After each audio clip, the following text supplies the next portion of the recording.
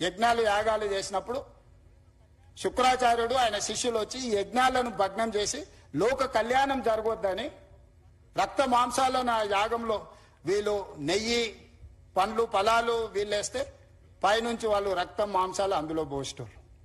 అయినా దేవతలు యజ్ఞాలు యాగాలు మానలేదే. ఆ మారీచుడే కదా సీతమ్మను ఎత్తుకుపోవడానికి రావణాసురుడి మేనమామ మారీచుడు. మేనమామను రావణాసురుడు కోరుకుంటే మారీచుడు మాయలేడి రూపంలో వచ్చి సీతను ఎత్తుకోవడానికి పోతే రాముడి చేతిలో మారీచుడు పోయిండు, సుబాహుడు పోయిండు, రావణాసురుడు పోయిండు, అందరు పోయిండు. లోక కళ్యాణం కోసం మంచి పనులు చేపట్టినప్పుడు సహకరించుకోవడానికి మీకు మనసు రాకపోతే పర్వాలేదు, అడ్డుకునే ప్రయత్నం చేయకండి దయచేసి. దయచేసి ఈ ప్రభుత్వం ఓపెన్ గా మిమ్మల్ని వెల్కమ్ చేస్తుంది. రేపు శాసనసభలో కూడా ఇది చర్చకు పెడతాను. శాసనసభలో మీరు వీలైనంత మేరకు సలహాలు సూచనలు ఇవ్వండి ముందుకెళ్ళడానికి. ఇంకా మీకున్న అనుభవాన్ని, మీరు ప్రపంచంలో చాలా చదువుకొని వచ్చారు, గొప్ప గొప్ప యూనివర్సిటీలలో చదువుకున్నామంటూ. నేను గవర్నమెంట్ స్కూల్లోనే చదువుకొని వచ్చిన, నేను గవర్నమెంట్ స్టూడెంట్ని. నేను ప్రభుత్వ పాఠశాలలో చదువుకున్న మధ్యతరగతి వ్యవసాయ కుటుంబం నుంచి వచ్చిన వాడిని.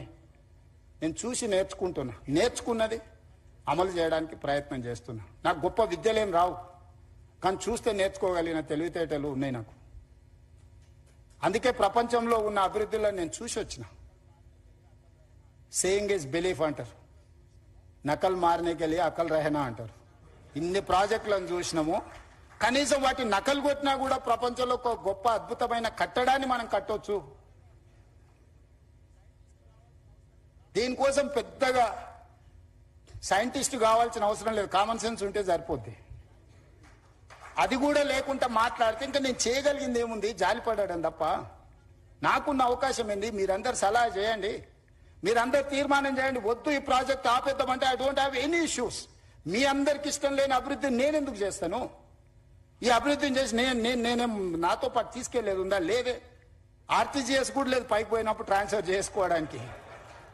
పోస్ట్ డేటెడ్ చెక్స్ ఇచ్చినా కూడా పైన పోయినాక ఎన్కరేజ్ చేసుకోవడానికి ఏం లేదు. ఏం చేసినా ఇక్కడనే వదిలేళ్ళాలి, ఏం సంపాదించినా ఇక్కడనే వదిలేళ్ళాలి.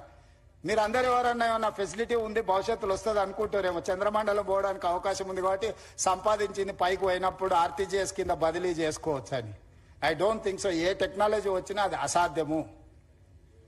మనం చేసిన మంచి ఇక్కడే ఉంటుంది, మనం చేసిన చెడు ఇక్కడే ఉంటుంది.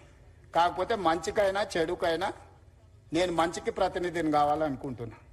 రెండు మంచి పనులు చేయడం ద్వారా ఈ సమాజానికి ఉపయోగపడితే నాకు ఇచ్చిన అవకాశాన్ని సార్థకత చేకూరుతుంది అని యంగ్ ఏజ్లో ఒక వ్యవసాయ కుటుంబం నుంచి, గ్రామీణ ప్రాంతంలో నుంచి చదువుకొని వచ్చిన నాకు ప్రజలు ఇంత ఒక గొప్ప అవకాశాన్ని ఇచ్చారు. తెలంగాణ రాష్ట్రానికి 2వ ముఖ్యమంత్రిగా. చాలా మందికి రాజకీయాలలో ఉండే వాళ్ళకి సర్పంచ్ నుంచి పార్లమెంట్ వరకు ఉన్న ప్రతి ఒక్కరికి ఒక ఆలోచన ఉంటుంది, ఒక్కసారైనా ముఖ్యమంత్రి అయితే బాగుండని. కానీ నాకు దేవుడు 2వ ముఖ్యమంత్రిగా అవకాశం ఇచ్చిండు. 2 సంవత్సరాల 3 నెలలు చాలా మంచిగా పూర్తి చేసిన, ప్రణాళికలు సిద్ధం చేసిన. దేవుడిచ్చిన అవకాశాన్ని నేను వృధా చేయదలుచుకోలే. నేను స్ట్రాంగ్ ప్రాక్టీసింగ్ హిందూ. నేను ఫిలాసఫీని నమ్ముతా, కర్మ సిద్ధాంతాన్ని నమ్ముతానే. I respect other religions, but I follow my religion. నేను ప్రాక్టీసింగ్ హిందూని. ప్రాక్టీసింగ్ హిందూ అని అంటే కర్మ సిద్ధాంతాన్ని, మంచిని మంచు చెడుని చెడు అనడమే ప్రాక్టీసింగ్ హిందూ యొక్క లక్షణం. అందుకే ఈరోజు ఈ ప్రాజెక్ట్ ఎవరికి వ్యతిరేకం కాదు. ఈ ప్రాజెక్టు ఎవరి ఆస్తులను గుంజుకోవడానికి కాదు. ఈ ప్రాజెక్ట్ అనేది భవిష్యత్ తరాల కోసం మనందరం కలిసి నిర్మించుకుంటున్న ప్రాజెక్ట్. ఇది నా ఒక్కడి వల్ల కాదు. ఇలా పవర్ పాయింట్ ప్రజెంటేషన్ చేయడానికి ఎన్నో రాత్రులు, ఎన్నో గంటలు, ఎంతో మంది ప్రయత్నం చేస్తే ఆ డీటెయిల్ ప్రాజెక్ట్ రిపోర్ట్ ఈరోజు సిద్ధం చేసినాము. దీన్ని ముందుకు తీసుకెళ్లాలంటే కూడా ఆర్థికంగా అన్ని రకాలుగా మీరందరూ సహకరిస్తేనే ఇది సాధ్యమవుతుంది. ఔటర్ రింగ్ రోడ్ ఎటు నుంచి అటు పోయినా 160 కిలోమీటర్ల, 80 కిలోమీటర్ల యావరేజ్, 70 కిలోమీటర్లు ఒక సైడ్, ఇంకో సైడ్ 91 కిలోమీటర్. కానీ ఇట్లా మీరు డైరెక్ట్ గా వెళ్తే within 41 kilometres, 35 kilometre, 41 kilometres లో హైదరాబాద్ ప్రతి ట్రాఫిక్ జామ్ లో నుంచి ఒక ట్రంపెట్ క్రియేట్ చేస్తున్నాం. చార్మినార్ నుంచి బయలుదేరితే నువ్వు ఔటర్ రింగ్ రోడ్ వెళ్ళాలంటే ఇప్పుడు సిటీ అంతా తిరగాలి, గంటల కొద్ది ట్రాఫిక్ లో ఇరుక్కుంటున్నాం. ఇలా డైరెక్ట్ ఆ ట్రంపెట్ మీదకి వచ్చేసి ఫ్లైఓవర్ ఎక్కేసి